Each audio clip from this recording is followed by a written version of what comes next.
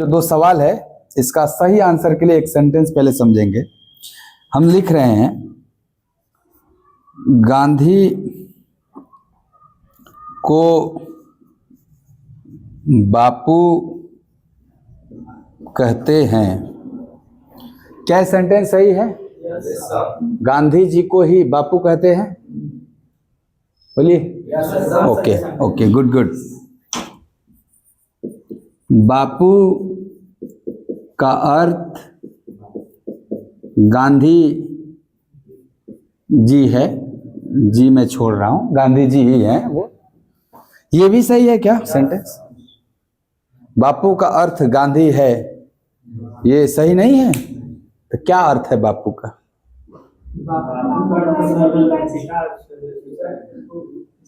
ठीक है ठीक है ठीक है, मतलब बापू किसको रिप्रेजेंट कर रहा है? गांधी जी को कि सुभाष चंद्र बोस को?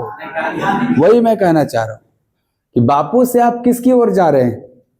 किसकी ओर हम संकेत करना चाह रहे हैं? गांधी जी को ही ना। तो उसमें सोचिए, इसका शाब्दिक अर्थ मत ढूंढिए कि बापू का अर्थ पिताजी हो गया, वो नहीं कह रहा हूं मैं। बापू किसको इंडिकेट कर रहा है? ठीक है, तो बताओ बापू का अर्थ हम सुभाष चंद्र बोस तो नहीं ना समझेंगे, गांधी ही समझेंगे। और गांधी को बापू ही कहते हैं हम, टैगोर वगोर नहीं ना कहते हैं। तो ये बताओ कि गांधी जी का ओरिजिनल नाम गांधी था कि बापू? तो ओरिजिनल गांधी है ना, ओरिजिनल गांधी है। और ये इनका कोड के जैसा हो गया ना, हाँ, संकेतिक हो गया, भाषा संबोध करे उससे हम। तो इस सेंटेंस में कि गांधी को बापू कहते हैं, इस वाक्य में ओरिजिनल कौन और कोड क्या? गुड। जब हमने सेंटेंस ऐसे लिखा कि बापू का अर्थ गांधी है, तो इसमें ओरिजिनल नाम ये था ना, ओरिजिनल तो गांधी ही है। ओरिजिनल देखो ऑब्जेक्ट में है, ओरिजिनल वर्ड कहाँ है? ऑब्जेक्ट में। और ये जो कोड है वो कहाँ है? सब्जेक्ट में। तो जब सेंटेंस ऐसे लिखा रहेगा कि किसी का ये अर्थ है, किसी का अर्थ ये है, इसका मतलब सब्जेक्ट कोड होता है और ऑब्जेक्ट ओरिजिनल वर्ड होता है। और कोई सेंटेंस ऐसे लिखा रहे कि किसी को ये कहते हैं, इसको वो कहते हैं, यानी इस तरह का कॉल्ड के सेंस में हो कि गांधी कॉल्ड बापू, इस तरह का हो, गांधी कॉल्ड बापू, तो सब्जेक्ट ओरिजिनल है और ऑब्जेक्ट कोड। बापू मीन्स गांधी, बापू मीन्स गांधी, तो ये ऑब्जेक्ट जो है वो ओरिजिनल है और सब्जेक्ट कोड है। तो ये दोनों सेंटेंस अलग अलग है, ये दोनों सेंटेंस अलग अलग हैं, एक ही सेंटेंस नहीं है। तो जब ये दोनों सेंटेंस अलग अलग हैं, इन दोनों प्रश्नों का उत्तर भी अलग अलग होगा, एक ही नहीं हो सकता। देखो, जैसे तुम कहोगे ये कौन सी बात है, पुस्तक को पेन कहा जाता है, क्या ये ऊपर वाले के जैसा है? इसको ये कहा जाता है, उसको वो कहा जाता है। तो इसमें क्या होता है कि जो सब्जेक्ट होता है, देख रहे हैं सब सब्जेक्ट है ना सेंटेंस के, ये सब्जेक्ट ही ओरिजिनल है, सब्जेक्ट ही ओरिजिनल वर्ड है। और ये जो ऑब्जेक्ट में आपको दिख रहा होगा, पेन, नोटबुक, बैग, स्कूल, क्या ये सब इनके कोड हैं? और हमें जो आंसर करना है वो सांकेतिक भाषा में ही करना होता है, कोडेड लैंग्वेज में करना है। यहां देखना, ये मीन्स वाला में इसका अर्थ ये है, उसका अर्थ ये है, उसमें ये जो सब्जेक्ट है वो क्या है? कोड है। यहाँ जो शुरू में लिखा हुआ वर्ड्स है, ये सब क्या है? आपके कोड है ना, ये सब क्या है? कोड। और जो लास्ट में लिखा हुआ है वो इनका ओरिजिनल वर्ड है। ये लास्ट में क्या लिखा है? लाल टमाटर, दूध, मृदा सफेदा, यही सब ना है, ये क्या है? ओरिजिनल वर्ड, ओरिजिनल वर्ड है। ये प्रश्न पूछा है हम किस पर लिखते हैं, सामान्यतः हम किस पर लिखते हैं? आप कहोगे सर नोटबुक पर लिखते हैं, तो हमारे इस प्रश्न का उत्तर नोटबुक होगा। समझो बात को, अगर ये सब कोडे वोडे ना पढ़े, हमें कुछ भी ना पढ़े, केवल इस प्रश्न का उत्तर दें कि सामान्यतः हम किस पर लिखते हैं, तो प्रश्न का उत्तर आएगा कि नोटबुक पर लिखते हैं। लेकिन हमें तो इस कोडेड लैंग्वेज में आंसर करना है, तो नोटबुक तो ओरिजिनल वर्ड हो गया हमारा, इसका कोड क्या दिया हुआ है? बैग। इसलिए इस प्रश्न का उत्तर क्या होना चाहिए? बैग। यहाँ कोड क्या है? बैग।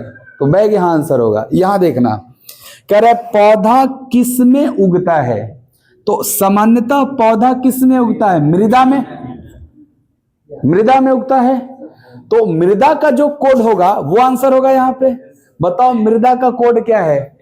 आप कहोगे सर ओरिजिनल वर्ड इधर ना लिखा हुआ है, तो मृदा यहां है और इसका कोड यहां है, तो आंसर क्या होगा, दूध। तो ऑप्शन नंबर डी लगाना है आपको, दूध। अगर आपने ये लगा दिया कि मृदा का कोड सफेद है, तो इस वाला में आप गलत हो जाएंगे, इस वाला में तो आप सही हैं, यहां गलती हो जाएगी जी। आप जरूर ध्यान रखिएगा, किताबें नहीं ध्यान रखती इन बातों का, वो दोनों का सेम आंसर करता है, इसीलिए मैं जानबूझ के दोनों सवाल लिखा है आपको। कमीशन इसको मानता है ना। आप एसएससी का दो या किसी का भी एग्जाम दो, तो यहाँ ये आंसर माना जाता है, ये वाला उस वाले प्रश्न के लिए इधर वाला कोड, और इस वाला प्रश्न के लिए इधर वाला कोड। तो सामान्यतः सबके दिमाग में तो यही होता है। वो वाला आएगा तो सावधान रहना, फंस जाएगा मैटर। हाँ, इसका नाम है, इसमें बोला ना बेरी मैंगो को ये बोलते हैं, अल्फा बेरी टैंगो को ये बोलते हैं, मैंगो अल्फा का कोड ये है, बेरी टैंगो का कोड ये है। तो बताओ अल्फा का कोड इनमें से क्या होगा। कॉमन कोडिंग का नाम इस ये जो वेराइटी है, इस वेराइटी का नाम है कॉमन कोडिंग। इसमें क्या करना है, आपको कॉमन वर्ड या कॉमन लेटर का कोड ढूंढना होता है। जैसे पहला सेंटेंस बेरी मैंगो है और दूसरा सेंटेंस अल्फा बेरी टैंगो है, तो पहला सेंटेंस और दूसरा सेंटेंस में क्या आपको बेरी बेरी कॉमन दिख रहा है, इसका मतलब इसके कोडिंग में भी कोई एक चीज कॉमन होगा। क्या वो जी जी कॉमन दिख रहा है, एक्स आई, इसका मतलब दावे से कह सकते हैं कि बेरी का कोड क्या है, एक्स आई। चलो अभी आप समझो, पहले ये दूसरा सेंटेंस में अल्फा बेरी टैंगो है और तीसरे में मैंगो अल्फा है, तो बताओ दूसरे सेंटेंस और तीसरे सेंटेंस में क्या अल्फा अल्फा कॉमन है। अगर ये दूसरे और तीसरे सेंटेंस ओरिजिनल है, ये इसका इधर कोड लिखा हुआ है, इस ओरिजिनल सेंटेंस में कॉमन अल्फा अल्फा है, तो इसके कोडिंग में भी कुछ कॉमन होगा। ये CUN XI आवर और ये CUN, क्या ये कॉमन दिख रहा है दोनों में, इसका मतलब आप दावे से कह सकते हो कि अल्फा का कोड क्या है, CUN। अब आप खैर पूछा भी देखो अल्फा का ही है, ऐसे आप सबका पता कर सकते हो किसका कोड क्या है। तो देख लेना क्या पूछा, अल्फा, अल्फा का आंसर क्या हो जाएगा, CUN। तो ये कॉरेस्पॉन्डिंग कोडिंग है, जरूरी नहीं है कि आगे के प्रश्न ऐसे मिलेंगे। जैसे मान लो पहला पे अल्फा था, आखिरी में अल्फा था, इसका कोड भी तुमको पहला और आखिरी दिखा होगा, परंतु हर जगह ऐसा संभव नहीं है, इधर उधर भी दे देगा। तो ऐसे ही आपको कॉमन कॉमन मैच करा के पकड़ना होगा किसका क्या है, उस हिसाब से आंसर करना आएगा। एक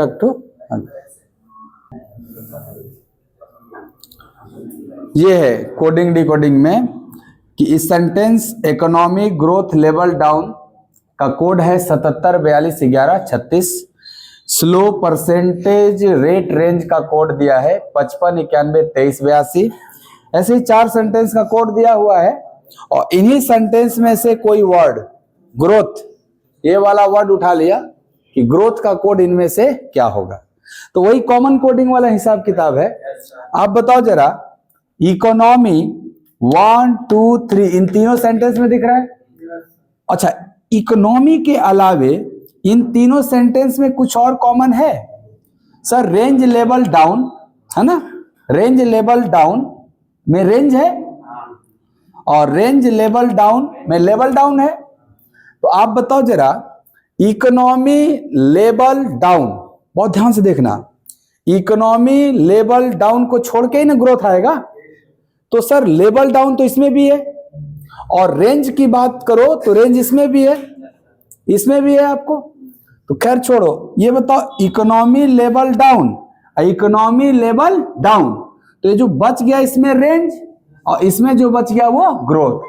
तो बताओ इस 4 77 42 11 36 और 36 11 42 82, क्या 3 जो कॉमन है वो इकोनॉमी लेवल डाउन के लिए आया होगा, इनके लिए आया होगा।